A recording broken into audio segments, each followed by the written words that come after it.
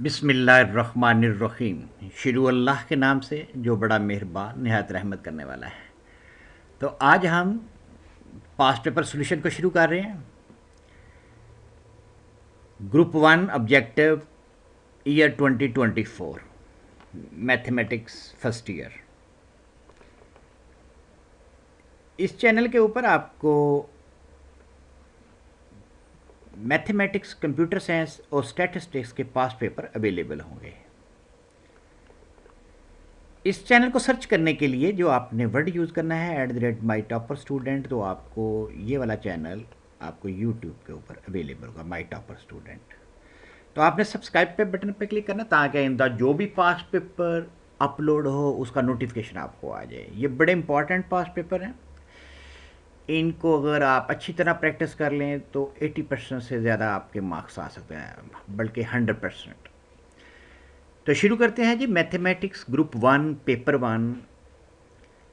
Time इसके लिए 30 minutes होता है। ऑब्जेक्टिव टाइप का क्वेश्चन होता है और मार्क्स में 20 मार्क्स होते हैं। ठीक है जी। तो शुरू करते हैं। सबसे पहले जो पास्ट पेपर पे जो इंस्ट्रक्शन होती है,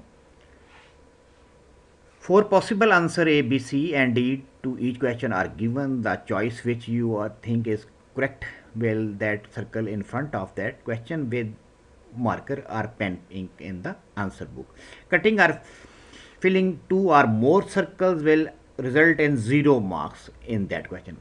अच्छा, सबसे पहले जो चीज़ आपने याद रखनी है पास्ट पेपर, बोर्ड के पास्ट पेपर के लिए, ख़ासकर बोर्ड के पेपर के लिए, वो आपने हमेशा ये ज़हन में रखें कि आपने सिर्फ एक ऑप्शन को क्लिक करना है। 2 ऑप्शन को क्लिक करेंगे तो वो जो एग्जामिनर बगैर देखे वो आपके नंबर को काट लेगा। ठीक है, एक तो ये बात। दूसरी ये बात है कि ये मैंने जो पेपर आपके लिए सॉल्व किए हैं पास्ट पेपर, इसमें काफ़ी मेहनत की गई है। आपको जो मार्केट में जो पास्ट पेपर का सॉल्यूशन मिलेगा उसमें डायरेक्ट उन्होंने लिखा हुआ है कि ये वाली ऑप्शन ठीक है, लेकिन उसकी रीज़न नहीं बताई। तो उसकी रीज़न बताना मैं इस वजह से ज़रूरी समझता हूँ कि ताकि आप उसको अच्छी तरह समझें और जब आपका बोर्ड का पेपर हो तो आप आराम से उसमें 100% मार्क्स ले लें। तो आप देखेंगे कि वाकई इसमें बहुत ज़्यादा मेहनत हुई है। उसको बड़ी डिटेल में बताया गया है कि अगर कोई आंसर करेक्ट है तो वो क्यों है। ठीक है, तो शुरू करते हैं। क्वेश्चन नंबर 1 है the multiplicative inverse of 10 is. अब देखें, मल्टीप्लिकेटिव इनवर्स ऑफ 10 जो हमारे पास है ना, जो ए ऑप्शन है वो ठीक है 10। ये क्यों है? ये इस वजह से है कि हमारे पास ये जो कम्प्लेक्स नंबर है उसका जो प्रॉपर्टी है वो दी गई है कि अगर हमारे पास कम्प्लेक्स नंबर 10 आ जाता है, ये आइडेंटिटी एलिमेंट भी होता है। ये हमने चैप्टर 2 में अच्छी तरह पढ़ा हुआ है कि आइडेंटिटी एलिमेंट क्या होता है, कि जिसको मल्टीप्लाई करने से कोई फ़र्क ना पड़े कम्प्लेक्स नंबर के ऊपर। तो इसमें हमारे पास इस तरह है कि ये वहाँ पे प्रॉपर्टी है कि ये इसका जो मल्टीप्लिकेटिव इनवर्स है वो 10 क्यों है? वो 10 इस वजह से है कि अगर हमारे पास जो फर्स्ट एलिमेंट है वो नॉन ज़ीरो है और 1/a जो है ना नॉट इक्वल टू 0 है, तो ये हमारे पास उसका इन्वर्स होगा। ये समझिए कि जिस तरह 2 क्रॉस 2 = 4 होता है, उस तरह हमारे पास कम्प्लेक्स नंबर में 10 का जो मल्टीप्लिकेटिव इनवर्स है वो 10 ही होता है। ठीक है, ये बात होगी। उसके बाद क्वेश्चन नंबर 2 है जी, कह रहे the value of -i9 is this one, ABCD, कौन सी ऑप्शन ठीक है? तो ये वाला जो पार्ट है हमारे पास, ये क्यूब रूट ऑफ यूनिटी में आया है, जिसमें अब आपके पास 1 होता है, आयोटा होता है और -1 होता है, माइनस आयोटा होता है। इसमें कुछ ऐसी चीज़ें हैं जो हमारे पास लाइक ए फार्मूला यूज़ होती हैं। जिस तरह मैं आपको बताता हूँ कि इसमें हमारे पास जो ऑप्शन डी है वो ठीक है। ऑप्शन डी में हमारे पास ये देखें, हमारे पास आंसर माइनस एओटा आ रहा है। ये माइनस एओटा किस तरह आता है ये भी पता होना चाहिए आपको, ताकि आप क्वेश्चन बोर्ड के पेपर में आसानी से कर लें। देखिए, माइनस एओटा की पावर 9 को हम अलग-अलग इंडेक्स पावर को यूज़ करके अलग-अलग लिख लेते हैं। -1, ये -1 है, -1 की पावर 9 आ गई, आई की पावर 9 आ गई। तो हम पढ़ चुके हैं कि जब -1 की पावर ऑड हो तो वो माइनस आंसर आता है। तो क्योंकि ये 9 ऑड है, ठीक है, तो इस वजह से ये -1 आ जाएगा। तो अल्टा की पावर 9 आ गई। तो ये जो क्यूब रूट ऑफ आपके पास होता है, यूनिटी होता है, अल्टा स्केयर जो होता है उसमें -1 के बराबर होता है। तो ये देखिए -1 की पावर 4 आ गया। अब अगेन इसकी जो पावर है वो इवन नंबर है, तो ये हमारे पास +1 आ जाएगा। तो एंड पे हमारे पास जो आंसर आ रहा है वो माइनस एओटा आ रहा है। तो ये देखें हमने किस अच्छी स्टेप बाय स्टेप बताया है कि अगर हमारे पास आंसर माइनस एयोटा है तो क्यों है। दूसरा देखते हैं जी, हमारे पास क्वेश्चन नंबर 3 है, कह रहा है कि if A subset of B then. अच्छा, सबसे पहले तो आपको ये वाली जो नोटेशन है इसका पता होना चाहिए कि इसका मतलब क्या है। इसका मतलब ये है कि जो ए है वो इम्प्रॉपर सबसेट भी हो सकता है, इम्प्रॉपर सबसेट ऑफ बी, यानी कि ए और बी आपस में इक्वल भी है हो सकते हैं। अगर ये वाला नीचे वाला लाइन ना लगा होता तो इसका मतलब ये था कि ये प्रॉपर सबसेट है। प्रॉपर सबसेट तो मेरा दिया कि कम से कम ए के अगर 1 2 3 है तो बी का क्या होगा, 1 2 3 4 होगा, कम से कम एक एलिमेंट बी का ज़्यादा होगा। ये थोड़ा सा आपको आइडिया होना चाहिए इसका। तो इसमें जो ऑप्शन हमारे पास जो ट्रू है वो डी है, डी ऑप्शन है। क्यों? क्योंकि ये हमारे पास A union A subset of B का जो यूनियन है ना वो बी के इक्वल हो सकता है, क्योंकि ये इम्प्रॉपर भी हो सकता है। अगर इम्प्रॉपर भी हो तो हमेशा ये बी इसका आंसर ट्रू होगा। ये मैंने नीचे लिखा हुआ है, इम्प्रॉपर सबसेट ऑफ बी। तो आगे हम चलते हैं जी, क्वेश्चन नंबर है 4।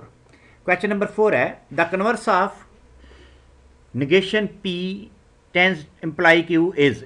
अब इसमें हमारे पास जो ट्रू है, कन्वर्स का मतलब क्या होता है वो अभी आपको समझाता हूँ वाई सेक्शन में। अब इसका जो कन्वर्स है निगेशन पी इम्प्लाइज क्यू का, वो है क्यू इम्प्लाइज माइनस निगेशन। ये क्यों है? इस वजह से कि हमारे पास जब हम कन्वर्स फाइंड आउट करते हैं तो हम जो भी हमारे पास मैपिंग होती है उसको हम रिवर्स कर देते हैं। ये देखें, इसको हम जब रिवर्स करेंगे तो ये आ जाएगा क्यू इम्प्लाइज निगेशन पी, तो वो ये है।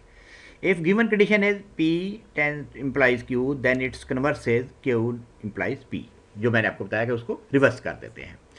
तो आगे चलते हैं, हमारे पास क्वेश्चन नंबर 5 में क्या है जी। क्वेश्चन नंबर 5 में है power set of A is A B.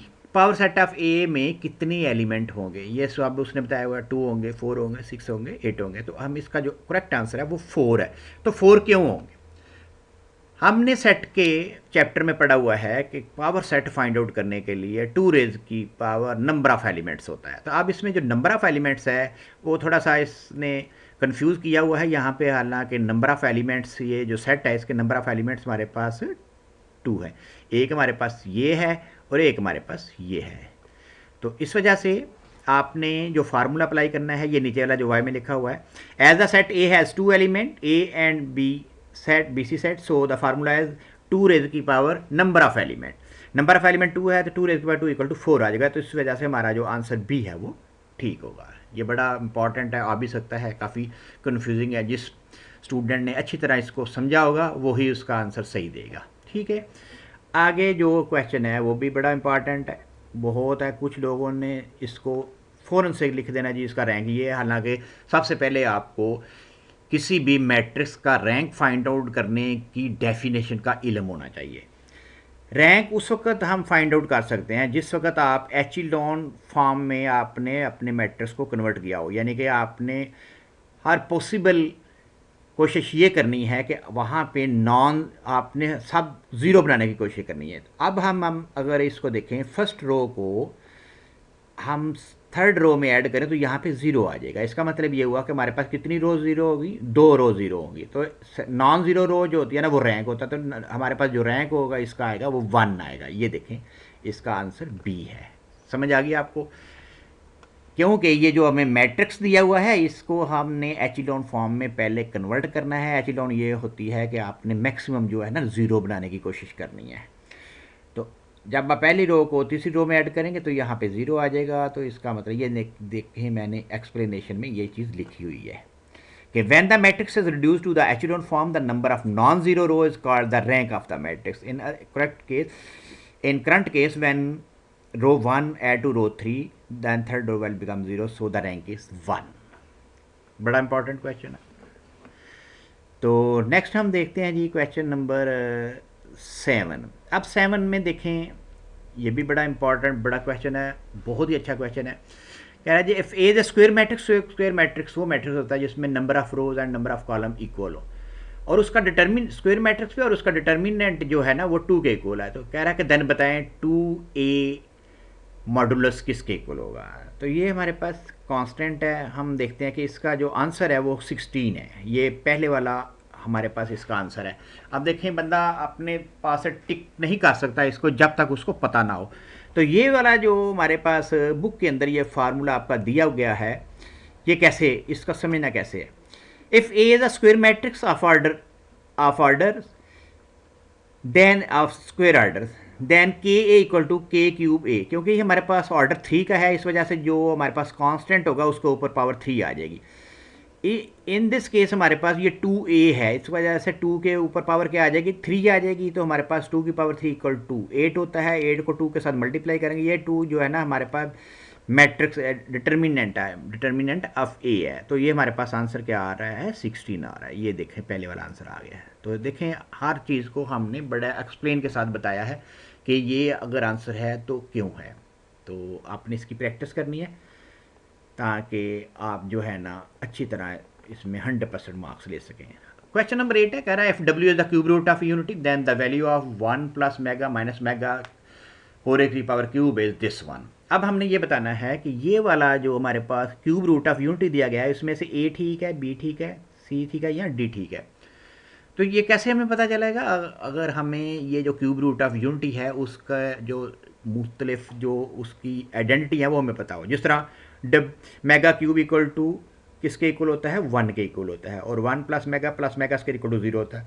उसको हम आगे देखते हैं। ये देखें इसका जो आंसर है वो सी है, -8। अब हमने ये देखना है कि -8 आया किस तरह। वैसे तो नहीं, आप ज़बानी याद तो नहीं रख सकते, तो -8 आया किस तरह है हमने देखना है कि इसको यूज़ करके अगर ये क्यूब रूट ऑफ यूनिटी में है ये वाली चीज़ें सारी, तो -8 किस तरह आया। तो आगे जाते हैं जी। -8 ये देखें, मैंने आपको बताया था कि हमारे पास ये 1 plus mega minus mega square, 1 plus mega किसके इक्वल होता है, माइनस मेगा स्क्वायर के, क्योंकि क्यूब रूट ऑफ यूनिटी में 1 plus mega square equal to 0 के बराबर है।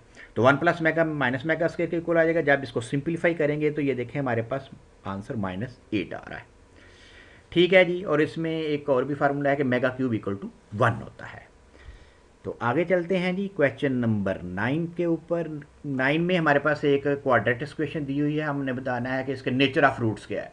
इसके नेचर ऑफ रूट्स कुछ भी हो सकते हैं, इक्वल भी हो सकता है, कम्प्लेक्स भी हो सकता है, रैशनल भी हो सकता है और इरेशनल भी हो सकता है। लेकिन इसका जो आंसर है वो डी है, रैशनल है। रैशनल किस वक्त होता है, ये उस वक्त होता है जिस वक्त आपका जो डिस्क है ना, डिस्क किसको कहते हैं, बी स्क्वायर माइनस 4ac को डिस्क कहते हैं in case of quadratic equation. तो अब हम इसको फाइंड आउट करते हैं। बी स्क्वायर माइनस 4ac किसके इक्वल आता है। जब इसको आप सिंप्लीफाई करें, इसमें आपके पास a 2 के बराबर है, b -7 के इक्वल है, c आपके पास 3 के इक्वल है। जब आप इसको सिंप्लीफाई करेंगे तो ये देखें आपके पास 25 आ रहा है। जब आपके पास आंसर एक ऐसा नंबर आ रहा हो जिसको आप स्क्वायर की सूरत में लिख सकते हैं, तो फिर वो क्या होगा, रैशनल होगा। सो इसका जो परफेक्ट स्क्वायर है, its perfect square, so the roots are rational. ये चीज़ होगी। अब हम देखते हैं नेक्स्ट हमारा क्वेश्चन नंबर 10 को।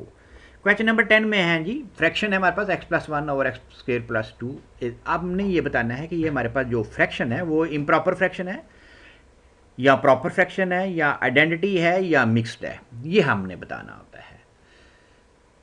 तो इसका हमें कैसे पता चलेगा कि ये इसका आंसर जो है ना, बी लिखा हुआ है प्रॉपर फ्रैक्शन है। प्रॉपर फ्रैक्शन वो फ्रैक्शन होती है जिसमें आपका जो डिनोमिनेटर है उसकी डिग्री बड़ी हो न्यूमिनेटर से। तो अब आप देखें तो यहाँ पे आपके पास न्यूमिनेटर में डिग्री एक वेरिएबल की 1 है, यहाँ पे 2 है, तो इस वजह से ये हमारे पास एक प्रॉपर फ्रैक्शन होगी। When the degree of the polynomial in the denominator is greater than the degree in the numerator then the fraction is proper fraction. तो इसका भी हमें पता चल गया कि हमने इसको प्रॉपर फ्रैक्शन क्यों लिखा है। नेक्स्ट हमारे पास आ गया जी, हमने ज्योमेट्रिक मीन्स फाइंड आउट करना है। किसके बराबर, किसके लिए 1 ओवर a और 1 ओवर b के लिए हमने ज्योमेट्रिक मीन फाइंड आउट करना है। तो सबसे पहले आपको तो ये पता होना चाहिए कि ज्योमेट्रिक मीन्स का फार्मूला क्या है। ज्योमेट्रिक मीन्स का जो फार्मूला है वो ये है, अगर a भी हमारे पास ज्योमेट्रिक मीन्स के मेंबर हो तो उसका जो फार्मूला आता है +-ab√। तो इसलिए हमारे पास जो आंसर है +-1 ओवर ab। जब हम 1 ओवर a और 1 ओवर b को मल्टीप्लाई करेंगे तो हमारे पास ये वाला फार्मूला को यूज़ करके तो हमारे पास आंसर ये आ जाएगा। ठीक है, सी आंसर आ जाएगा।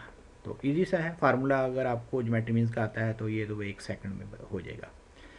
आगे हम देखते हैं क्वेश्चन नंबर 12 की तरह। क्वेश्चन नंबर 12 है जी हमारे पास, relation between arithmetic mean, geometric mean and harmonic mean is this one. कौन सा सही है? इसमें हमारे पास ये वाला जो है ना जी स्क्वायर इक्वल टू ए है, यानी कि ज्योमेट्रिक मीन्स का अगर हम स्क्वायर लें तो वो अर्थमेटिक मीन्स और हार्मोनिक मीन्स के बराबर आ जाएगा। तो अब आप नीचे वाई के सेक्शन में देखें क्या किया हुआ है, ए बी, ए जी और एच की वैल्यू दी हुई है। जब हम ए और एच को करेंगे तो ये जी स्क्वायर के इक्वल आ गया। तो इसका मतलब ये हुआ कि ये वाली हमारे पास है ऑप्शन जो है ना ठीक है। तो ये भी हमने अच्छी तरह इसको सॉल्व करके देख लिया।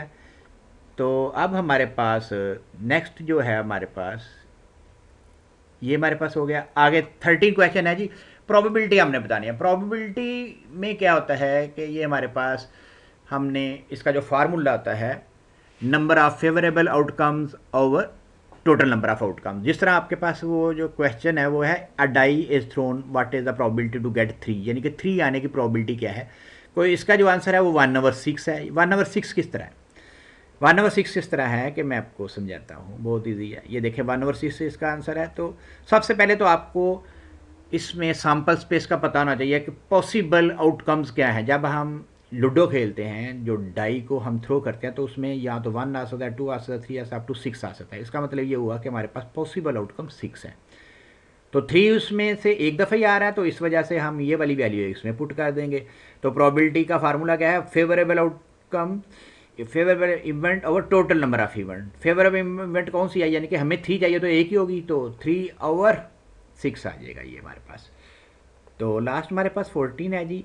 कह रहा है जी number of terms in the expansion of a plus X four N is n+1। ये तो बहुत ईजी है, बाइनोमियल एक्सपेंशन है। ये कैसे हमें पता चला कि जब हमारे पास यहाँ पे पावर n हो तो उसकी जो टर्म्स होगी n+1 होगी। ऐसे मैं इसको एक्सप्लेन करता हूँ कि आप a प्लस एक्स की पावर 2 लें, तो इसको आप एक्सपेंड करें तो आप देखें ये नंबर ऑफ टर्म्स आपके पास कितनी आ रही हैं? 3 आ रही हैं। तो इस वजह से जब आपके पास पावर 2 हो तो नंबर ऑफ टर्म्स आपके पास 3 होंगी। तो उसके बाद हमारे पास क्वेश्चन नंबर 15 आ जाता है जी। बड़ा इंपॉर्टेंट क्वेश्चन है। इसमें है कि अगर हमारे पास साइन लेस देन थीटा हो, साइन लेस देन 0 से मतलब क्या है? साइन लेस देन 0 से मतलब ये है कि ये हमारे पास नेगेटिव है। साइन जो है ना वो नेगेटिव है और कोटेजेंट जो है ना वो पॉजिटिव है।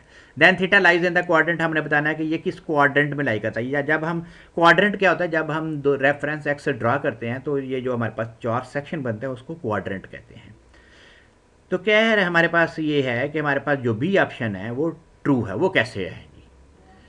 थर्ड क्वाड्रेंट में ये लाई करता है। तो ये हम अभी मैं आपको बताता हूँ कि ये कैसे है। तो हमारे पास जो ये रेफरेंस एक्स से ड्रा करते हैं, इसमें हमारे पास यहाँ पे एक्स पॉजिटिव एक्स होता है, यहाँ पे पॉजिटिव वाई होता है, यहाँ पे नेगेटिव एक्स होता है, यहाँ पे नेगेटिव वाई होता है। तो ये वाला जो क्वाड्रेंट है फर्स्ट क्वाड्रेंट, इसमें दोनों पॉजिटिव होते हैं। यहाँ पे साइन पॉजिटिव होता है, कॉज नेगेटिव होता है, क्योंकि यहाँ पे एक्स नेगेटिव है, इस वजह से कॉज नेगेटिव। जो कॉज है वो एक्स के साथ मैप है और जो वाई के साथ मैप है वो साइन है। तो यहाँ पे इस क्वाड्रेंट में आप देखें यहाँ पे दोनों ही नेगेटिव हैं। तो कोटेंजेंट हमारे पास क्या होता है? Cos over sine. तो इस वजह से माइनस माइनस से कैंसिल हो जाएंगे। तो हमारे पास तो थर्ड क्वाड्रेंट में ये वाला लाई करेगी कोटेशन।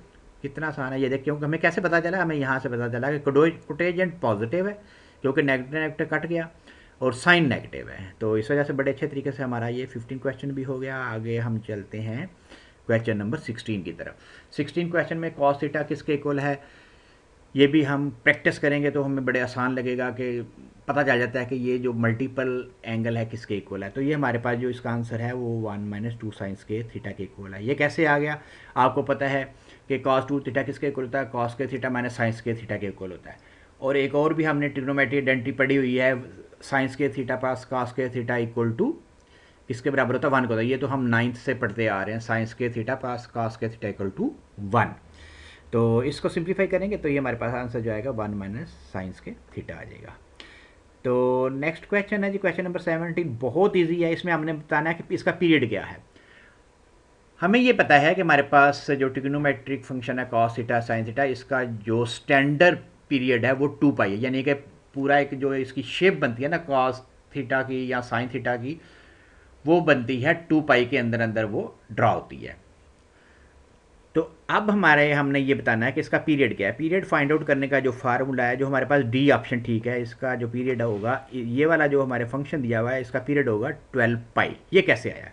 इसका फार्मूला ये है, period equal to standard period over coefficient of the angle. Coefficient of angle से मेरा क्या है कि यहाँ पे जो एंगल का कोफिशिएंट है वो 1/6 बन रहा है, तो वहाँ पे हमने पुट कर देना स्टैंडर्ड पीरियड। मैंने आपको बताया साइन थीटा का और कॉस थीटा का क्या है 2 पाई है, टेन थीटा का हमारे पास पाई होता है। तो इसमें जब आप वैल्यू पुट करेंगे 2 पाई और 1/6 इक्वल टू 12 पाई आ जाएगा। ये हमारा आंसर हमने बता दिया कि आंसर किस तरह आया। तो 17 में है जी हमारे पास क्वेश्चन नंबर 18 है, साइन किसके बराबर s into s minus c over a b under root, ये किसके इक्वल है, ये हमारे पास ए बी सी और डी के इक्वल है। तो लेकिन ये हमारे पास ऑप्शन जो सही है वो सी है। ये क्यों है, इस वजह से कि हमारे पास जो ट्रिग्नोमेट्री में जब एक ट्राइंगल की साइड दी हुई हो तो उसमें जो हाफ एंगल फार्मूला आता है वो ये है हमारे पास। तो हम इसको याद किस तरह रखते हैं, हम इसको याद इस तरह रखते हैं कि जो अल्फ़ा होता है वो ए के साथ मैप कर रहा होता है, जो बीटा होता है वो बी के साथ मैप कर रहा होता है, जो गैमा होता है वो सी के साथ मैप कर रहा है।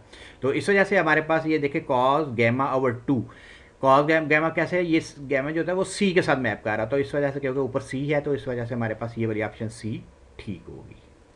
तो ये नीचे भी बताया हुआ है, उसको एक्सप्लेन किया हुआ है। ये देखें हमारे पास अगर a b c are the side of triangle then cos alpha हमारे पास इसके इक्वल होता है, बीटा इसके इक्वल होता है, गैमा इसके इक्वल होता है।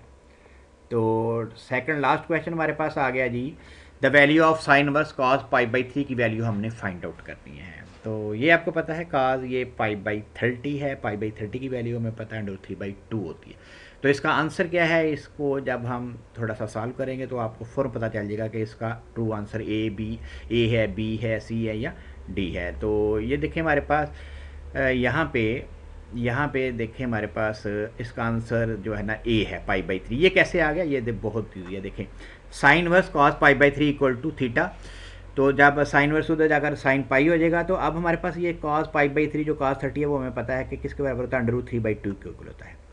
जब इसका √3 तो और साइन जो हमारे पास 30 है वो किसके बराबर होता है, पाई/3 के। ये वाला जो साइन √3/2 किसके बराबर होगा, पाई/, ये हमारे पास पाई/30 जो पाई/3 है वो 60 के इक्वल होता है। तो आखिरी क्वेश्चन है जी हमारे पास, क्वेश्चन नंबर है 20, cos x equal to minus √3/2 then the reference angle. Reference angle क्या होता है, रेफरेंस एंगल ये होता है कि इसका जो बेसिक एंगल बनता है वो क्या है, ताकि उसको हम यूज़ करके दूसरे क्वाड्रेंट में उसकी वैल्यू फाइंड आउट करें। तो क्वेश्चन हमारे पास ये है cos x equal to minus √3/2 then the reference angle is, reference angle हमारे पास ए है, बी है, सी है या डी है। इसका बहुत आसान तरीका है, मैं अभी आपको बताता हूँ किस तरह फाइंड आउट करते हैं। इसमें रेफरेंस एंगल फाइंड आउट करने के लिए सबसे पहले तो हम ये कहते हैं कि इसको हम जो है ना ओमिट कर देते हैं और उसके बाद इसको सॉल्व करने के बाद देखते हैं कि ये किस एंगल में आ रहा है। तो हम ये कैसे देखेंगे, ये देखें ये हुआ हुआ है, इसका जो रेफरेंस एंगल है वो पाई/3 है। ये कैसे पता चला, इस तरह पता चला, बेसिक एंगल या रेफरेंस एंगल एक ही बात होती है। Basic angle for cos x minus √3/2, मैंने आपको बताया था कि साइन को हम जो है ना हम हमेशा पॉजिटिव वैल्यू होते हैं, साइन को हम जो है ना मिट कर देते हैं। तो ये देखें एक कॉज उधर जाकर इन्वर्स हो जाएगा √3/2, ये हमारे पास जो कॉज इन्वर्स √3/2 होता है वो पाई भी ऊपर हम ऊपर वाले पार्ट में भी करके आए, ये पाई/3 के इक्वल होता है। तो इसका मतलब ये हुआ कि जो रेफरेंस एंगल है वो पाई/3 के इक्वल है। तो कितना आसान है, इसकी प्रैक्टिस करें तो इंशाल्लाह ताला नेक्स्ट टाइम आप जो सब्जेक्टिव पास पेपर है 2024 का उसको हम एक्सप्लेन करेंगे। उतनी देर आप इसकी प्रैक्टिस करें। अगर आपकी कोई भी क्यूरीज हो तो आप कमेंट्स करें चैनल के ऊपर, तो इंशाल्लाह ताला आपको रिप्लाई किया जाएगा। सी you in the next lecture about the past paper of 2024 for the subjective paper. Allah Hafiz.